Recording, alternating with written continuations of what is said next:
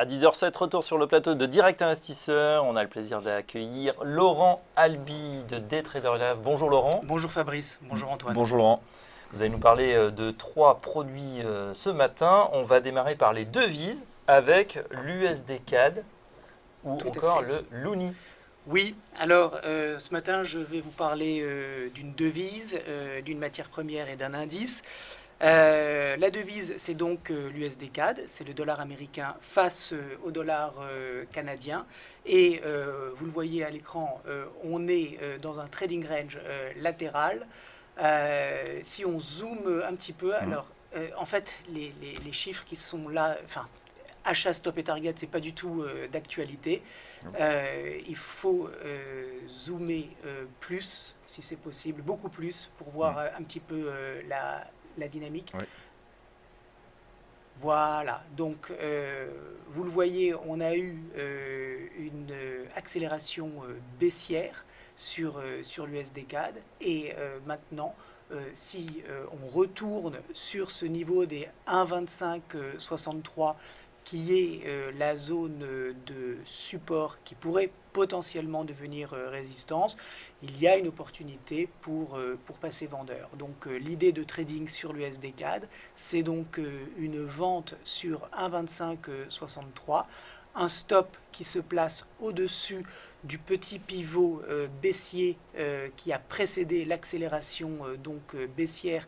Au-dessus de 1,26, je place le stop à 1,2624 et mon target, eh bien, c'est le bas du trading range à 1,2410.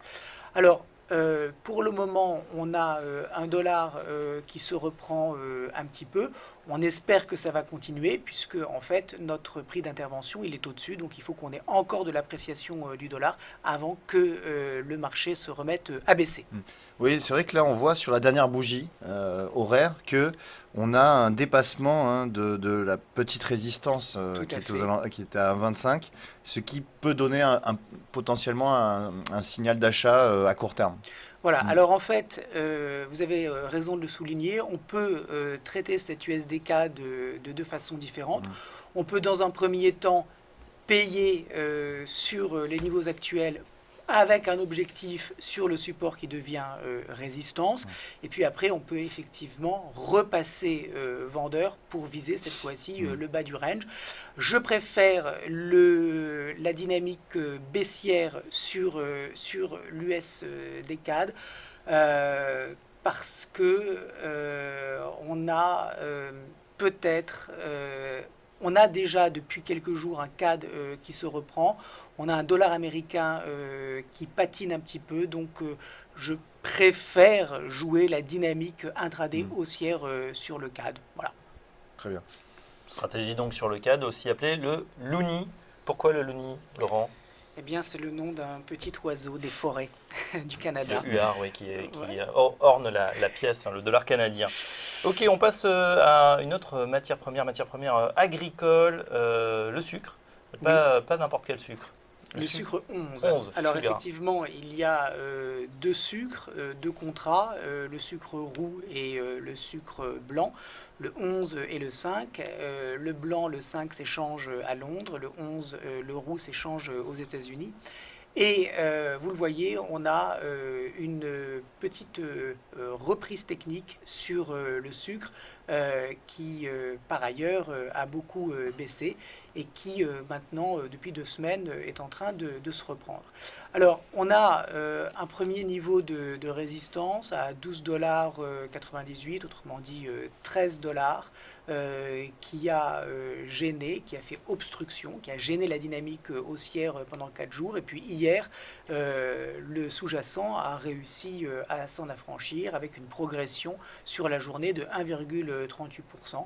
Autrement dit, une ascension qui semble reprendre son chemin vers un objectif à 13,56 qui représente 50% de l'impulsion baissière précédente, autrement dit une cible toute trouvée qui par ailleurs, vous le voyez avec, en milieu d'écran avec ces deux mèches, a déjà été un petit peu à gauche, Antoine, un petit peu plus haut,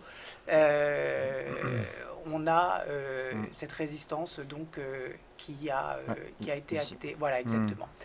Donc, on peut mettre un stop à 12,59 $. C'est sur le niveau de prix qui a été support avant le franchissement de cette résistance.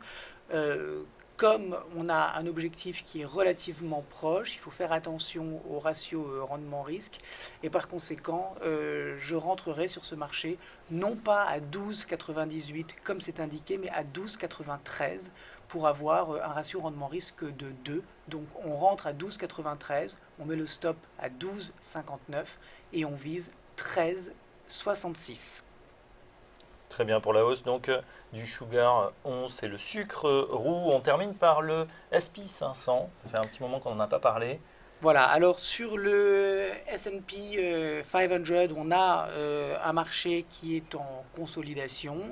En intraday, on a peut-être une opportunité qui se présente parce que on le voit, on a une résistance à 2093 points. Ce niveau a bloqué les prix à 2 reprises. Si dans l'après-midi, alors je le rappelle, on va avoir une intervention de la BCE cet après-midi, cela va avoir évidemment un effet non négligeable sur l'euro et par voie de conséquence sur le dollar. Il faut savoir qu'il y a une corrélation positive entre le dollar et les indices américains.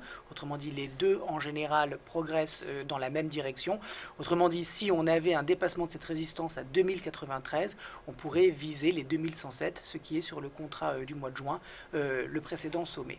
Donc sur le S&P, on rentre avec un stop achat sur le franchissement de la résistance à 2095 points. Stratégie assez courte pour la, oui, pour la journée. C'est de l'intraday. Hein. C'est de l'intraday. Alors, c'est de l'intraday qui peut déborder éventuellement sur la journée de demain, parce que peut-être qu'on ne va pas faire ces 20 points dans la journée. Mais en tout cas, si la résistance à 2093 points devait être dépassée, alors un stop achat à 2095 points est envisageable. Le stop se place excusez-moi, à 2086 points. On vise 2107 points. Autrement dit, on a un ratio rendement-risque de 2, ce qui est tout à fait acceptable. Alors justement, Laurent, vous anticipez une progression des indices, notamment, on vient de parler du S&P 500, c'est-à-dire que selon vous, la décision de la politique monétaire de la BCE sera bénéfique pour les indices, c'est ce que vous anticipez ? Écoutez, c'est difficile de se prononcer. Ce que je peux dire, c'est qu'on a un euro qui n'a jamais finalement réussi à dépasser sa résistance à 1,10 et qui pourrait tout à fait repartir sur les 1,05. On a par ailleurs techniquement sur le S&P une résistance qui a fait blocage et qui, si elle était dépassée, générerait à la fois des débouclages de positions short, autrement dit des achats, et puis on aurait effectivement aussi des opérateurs qui se positionneraient sur le S&P avec cette reprise du dollar. Donc c'est difficile de savoir, c'est difficile de vous dire en fait ce qui va se passer cet après-midi au niveau de la BCE. Moi je ne m'attends pas à de grosses surprises. On a une banque centrale européenne qui est très claire dans ses objectifs par rapport à l'euro. C'est vrai que l'euro est un petit peu en train de rebondir maintenant depuis 2 jours, mais bon, fondamentalement, je ne m'attends pas à un gros changement cet après-midi. Ça pourrait même être au finish un non-événement, cette réunion de la BCE. Est-ce que Mario Draghi va être en mesure de nous donner des nouveaux éléments d'information sur une altération des rachats d'actifs? Je ne le crois pas.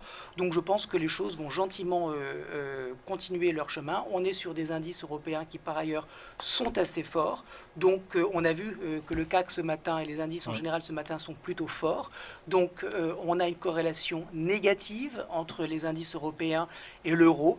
Par conséquent, je m'attends plutôt à une reprise baissière de l'euro, à une continuation haussière du dollar et par voie de conséquence à un S&P qui pourrait franchir la résistance. Alors je n'anticipe pas puisque je mets un stop achat. Ça veut bien dire que j'attends la validation du signal pour rentrer. Je ne rentre pas maintenant, je rentre que si effectivement cette résistance est dépassée.